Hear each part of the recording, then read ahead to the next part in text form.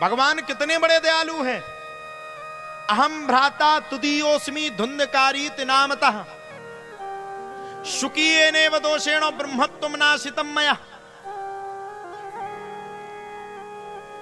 धुंधकारी इतना बड़ा पापी मैया जिसने 5-5 वेश्याओं को घर में रखा।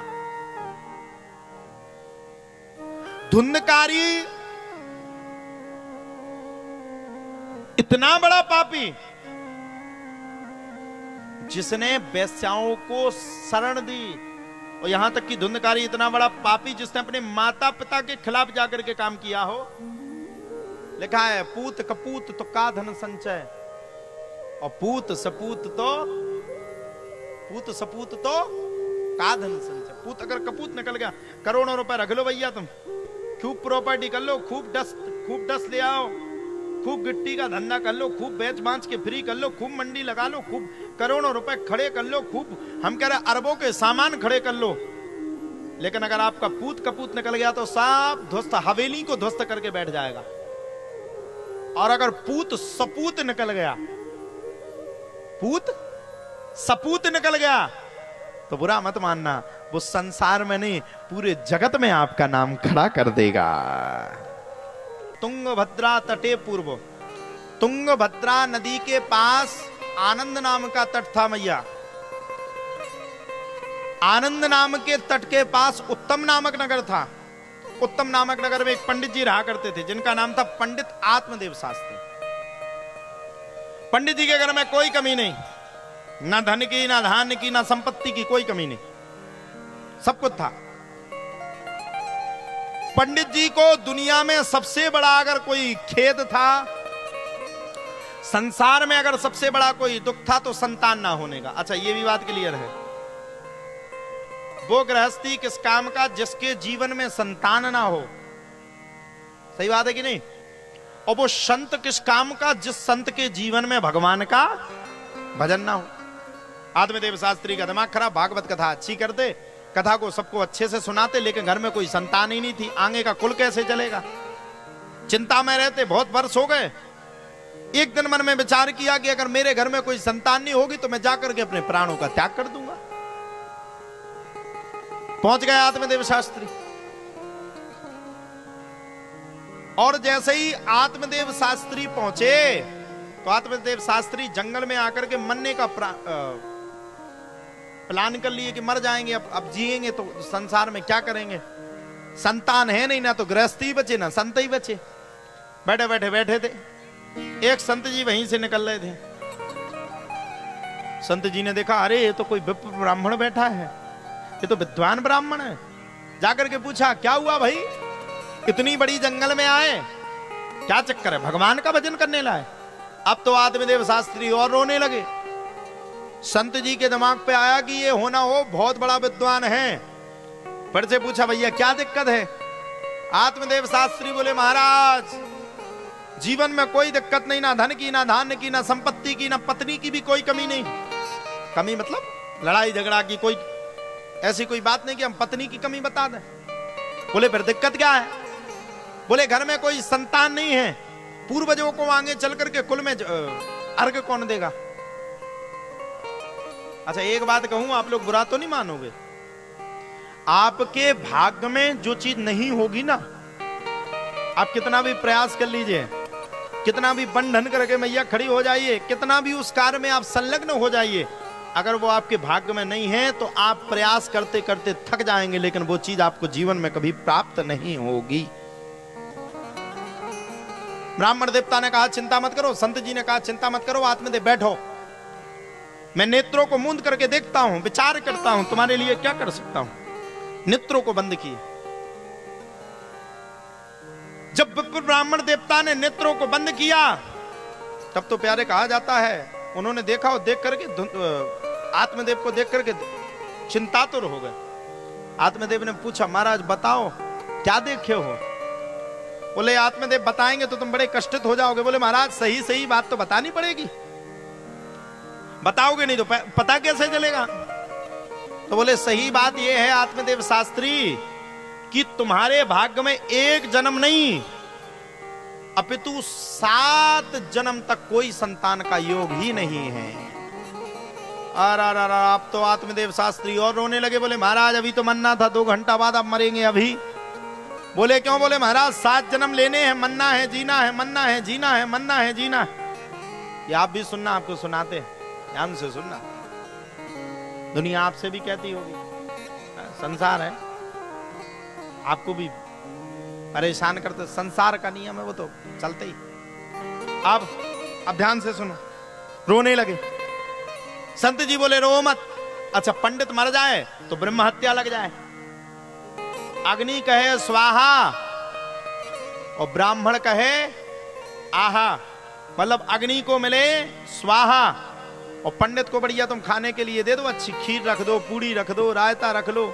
अब ये मत कहना हड़ुआ पूड़ी राय तो पंडित खिले लाए। तो गांव में आजकल जी प्रथा ज्यादा चलती है, भैया पूड़ी हम तो कम खाते और कोई ब्राह्मण नहीं खाता पूड़ी, हम लोग तो पकवान वाले वैसे ही हैं जब तो पके पके दिखते हैं। अब सुनो, आत्मदेव बोले हम मर जाएंगे। पूरे गांव ने संत जी ने विचार किया, मर जाएगा तो ब्रह्म हत्या लग जाएगी।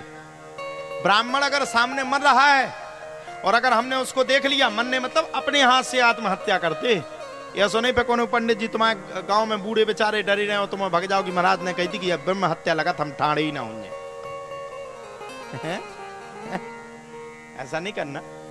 अब सुनो, संत जी ने रोका मत मरो। बोले नहीं, हम तो अभी मरेंगे, इसी वक्त मरेंगे, 1 सेकंड में मरेंगे, बिल्कुल रुकेंगे नहीं। संत जी बोले रुको 1 सेकंड, विचार करने का मौका दो, हम विचार करके कुछ तुम्हें अच्छा उपाय दिखलाते हैं। संत जी ने तत्काल अपनी थैली में से एक सेब का फल निकाला और फल को निकाल करके संत जी ने आत्मदेव को दिया, जाओ जाकर के अपनी पत्नी को खिला देना, भगवान ने चाहा तो तुम्हारे घर में संतान हो जाएगी। अब ये था संत का आशीर्वाद मजबूरी का। हम दरबार लगाते तो कई भाई बंधु आकर के बैठ जाते, विराजमान हो जाते, महाराज जी नहीं नहीं नहीं नहीं, हमें तो उपाय बताओ, नहीं तो हम मर जाएंगे। तो अब सामने तुझे कहना खुश रहो, अब क्या कहते हैं, आपके भाग्य में जो लिखा है वो ना तो महाराज जी दूर कर पाएंगे ना कोई दूर कर पाएगा, आपका कर्म का बंधा आप ही भोगोगे। देखो साहब, कर्म का बंधा तो भगवान राम को भी 14 वर्ष के लिए चित्रकूट में वनवास घूमना पड़ा था। तो हम आप तो इंसान हैं, कर्म का बंधन कभी आपको छोड़ नहीं सकता। आपने जो अच्छे कर्म किए होंगे तो आपके साथ अच्छा होगा, और अगर आपने बुरे कर्म किए हो, जिस दिन आपके साथ बुरा होने लगे, किसी रिश्तेदार को मत खोजना, किसी को भला बुरा मत कहना, कभी भगवान के दरवाजे में जाकर के कभी भगवान से भला बुरा मत कहना मैया। जिस दिन आपके साथ बुरा हो जाए, समझ लेना आपने कोई ना कोई निश्चित ही पाप किया होगा, जो पाप का कर्म आपके आगे आकर के छोटे रूप में जाकर के निकल गया है। किसी को टोकना मत। अब दे दिया जाओ भैया, भगवान ने चाहा तो तुम्हारे यहां भी संतान हो जाएगी। अब जब संतान की बात कही तो भैया सब लोग विराजमान हो गए। आत्मदेव शास्त्री हाथ में फल लेकर के अपने घर पे पहुंच गया। पत्नी बड़ी खतरनाक थी, नाम था धुंधली। धुंधली, हमें लगा जब कथा तुम ने पहली बार सुनी है। कौन सुनना पहली बार, बताओ थोड़ा हाथ खड़े करके बताओ। हे भगवान, 3 भागवतन को पैसा नहीं उनसे वसूलो, सुन लो। धुंधली नाम था। अच्छा, धुंधली अपनी फिराक में थी, उसके दिमाग पे था कि पति आया 8-10 दिन में, होता ना पंडित जी 8-10 दिन में जाए तो पत्नी सोचती कि मोटा लाएंगे पैसा। धुंधली भी बैठी थी, अब की बार 9 लाख का हाल लेके आएंगे किसी ना किसी जजमान से।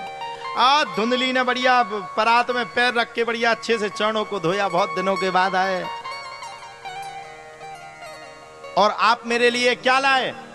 तो आत्मदेव शास्त्री ने मुस्कुरा करके थैली में रखा हुआ फल दे दिया। धुंधली का दिमाग खराब, सेव फल खा खा के तो पेट रहेगा हमाओ, सेव फल ही सेव फल रखे रहते घर में। अच्छा, पंडित जी को 3 चीजों की कोई कमी नहीं, मिठाई सबसे ज्यादा होगी उनके घर पे, माला की कोई कमी नहीं, आदमी बग्गी में बैठता है एक बार, लेकिन पंडित जी बग्गी में बैठते रहते बुढ़ापे तक।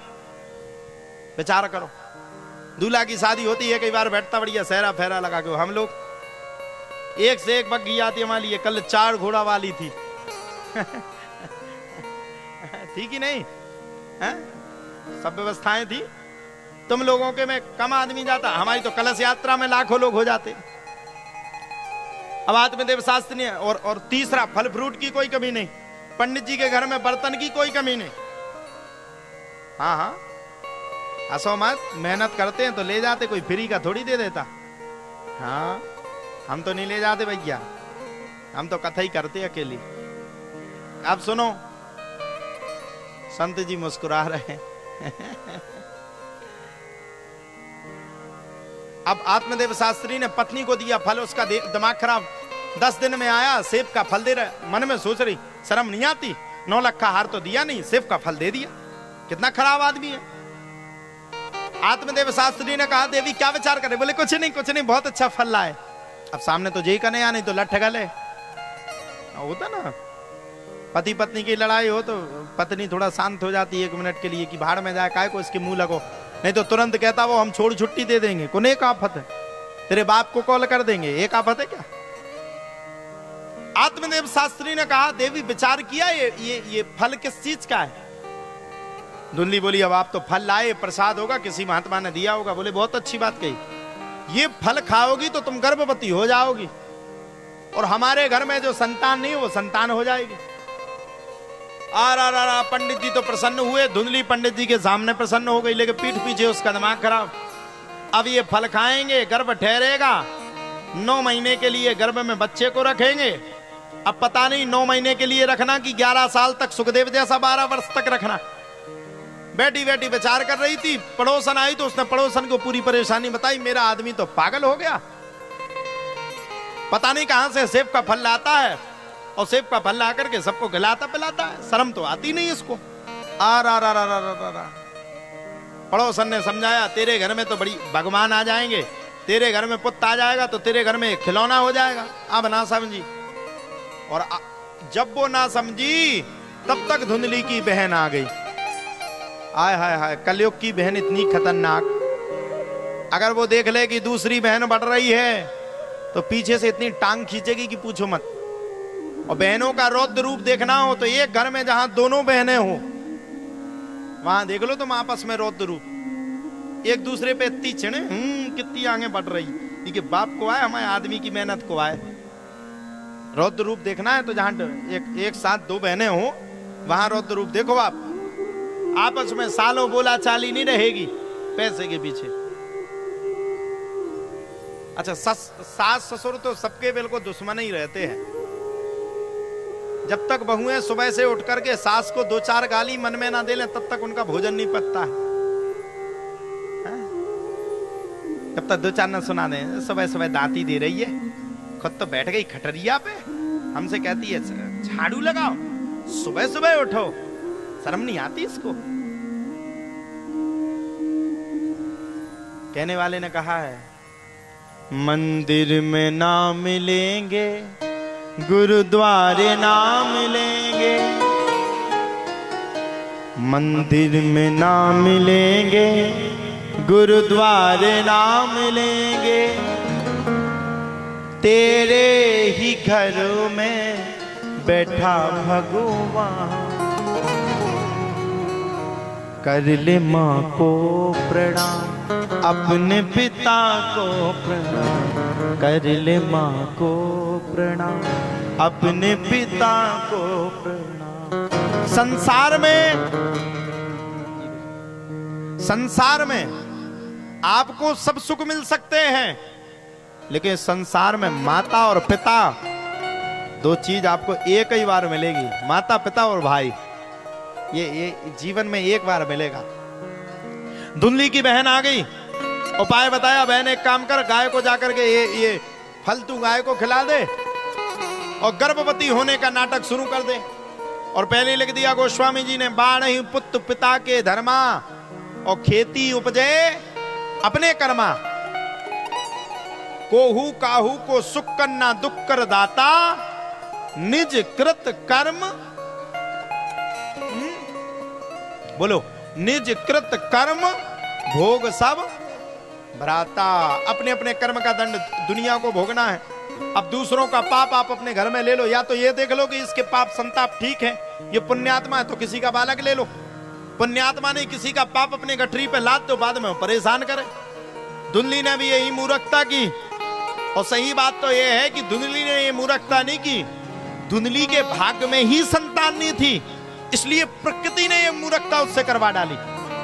गाय को जाकर के खिला दी, खुद गर्भवती होने का नाटक कर दिया। 9वें महीने में जैसे बहन का पुत्र हुआ सो पूरे नगर में शोर कर दिया, मेरा पुत्र हुआ। आ पंडित जी भी प्रसन्न हो गए, गुंडी बांट दई, कसेड़ियां बांट दई, प्लेट है चम्मच है जितनी हती जजमानन की सब दे दई, खुश। गाय को एक दिन चारा चराने के, गाय को चारा डालने के लिए पंडित जी गए, तो वहां देखा गाय ने भी मनुष्य रूपी पुत्र को जन्म दिया। सारे नगर में शोर हो गया, हे भगवान, भगवान पहली बात किसी को देता नहीं है, दूसरी बात अगर किसी को दे दे तो छप्पर फाड़ के देखता। पूरा नगर प्रसन्न, महाप्रसन्न, सब प्रसन्न। धीरे धीरे करके दोनों बालक बड़े हो गए। गोकर्ण पंडितो ज्ञानी धुंधकारीत महाखला। गोकर्ण जी महाराज संत का आशीर्वाद थे, पंडित ज्ञानी हो गए, अच्छे विद्वान ब्राह्मण हो गए। और धुंधकारी पापी मनुष्य का पुत्र था, सो पापी बन गया, ब्राह्मण के घर में जन्म लिया, दारू पीने लगा, शराब पीने लगा, जुआ खेलने लगा, वैश्यावृत्ति करने लगा। एक दिन पिताजी ने रोका, बेटा हम करते हैं भागवत, तुम पी रहे हो दारू, संसार कैसे तुम्हें झुकेगा। धुंधकारी बोला, संसार झुके ना झुके अपना तो ये शौक है, करेंगे। अरे बोले क्या बात करते हो, हमारा तो विनाश ही हो जाएगा, अब क्या करें। जब सब शांत हो गए तब तो धुंधकारी ने अपने ही पिताजी की मैया पकड़ करके खूब पिटाई लगाई। पिता को बुरा लगा तो मरने के लिए जाने लगे, पुत्र गोकर्ण ने रोक लिया, पिताजी ठहर जाओ, कहां जा रहे हो। बोले मरने के लिए। बोले क्यों। बोले पुत्र ने धोखा दिया, पुत्र ने मेरे को मारा है, अब मेरा कौन है संसार में। गोकर्ण ने ज्ञान दिया, देहे स्थिमांस रुधिरिम भिमितिम त्यजतुम जाया शुतादिषु सदा ममतां विमुंचो पश्यानिशं जगदिदं क्षणभंग निष्ठम वैराग्य राग रस को भव भक्ति निष्ठा। पिताजी ये देह है। पिताजी आप एक बात बताओ, पिछले जन्म में आपकी कितनी संतान थी। आप लोग बताओ मैया, पिछले जन्म में तुम्हारे कितने लड़का थे, तुम लोग बताओ। पिछले जन्म में तुम्हारी कितनी संतान थी। या इस जन्म में आप मर जाओगे, अगले जन्म में चले जाओगे तो पता होगा कि आप पिछले जन्म में डहर्राम में थे, पता होगा क्या। ये सांसारिक माया है और ये यही भोगना है, ये आपके साथ नहीं जाएगा। अच्छा दुनिया कहती है, हमने संसार में सुना, टीवीओ में देखते, हर जगह सीरियलों में देखते, उन्होंने कहा हमें फलाने व्यक्ति से प्यार हो गया, अगर वो नहीं मिलेगा तो हम अपने प्राणों का त्याग कर देंगे। आजकल ये चीज बहुत चल गई है सोशल मीडिया पे, फलाने लड़के से हमारी शादी नहीं होगी तो हम प्राणों का त्याग कर देंगे। बहुत स्पष्ट बात कह रहे हैं, थोड़ा खुल के कह रहे हैं, बुरा मत मानना। उन्होंने कहा फलाना लड़का ने कहा, पिताजी अगर हमारी उसी लड़की से शादी नहीं होगी तो हम मर जाएंगे।